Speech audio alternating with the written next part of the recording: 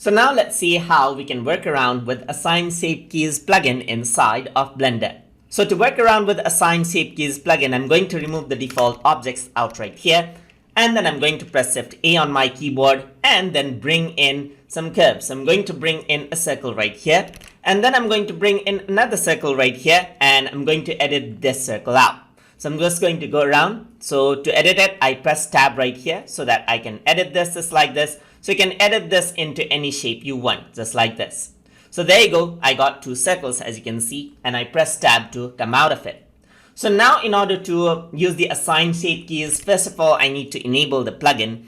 And to do that, you need to go around into Edit and in Preferences. So now what you have to do is you have to click on Add Curve Assign Shape Keys, and then the plugin will be activated.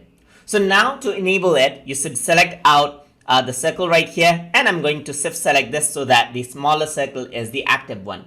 So now I can go around over here, click on this little triangular icon, then you can go to Edit, which gets enabled once you enable the Assign Shape Keys plugin. Then what happens is that you can enable the curve shape keys right here and simply click on Assign Shape Keys, and one of the circles disappear as you can see. So now on this Bezier curve, you get more option right here. So you see the shape keys right here. So it is relative right now, but if you were to uncheck this, you get the linear. You can click and drag this out to change around the shape as you can see. So you can see that now the shape of the circle changes from one to another. And that is what Assign Shape Keys plugin does to curves. So that is how you can work around with Assign Shape Keys plugin inside of Blender. So hope you guys learned something as always.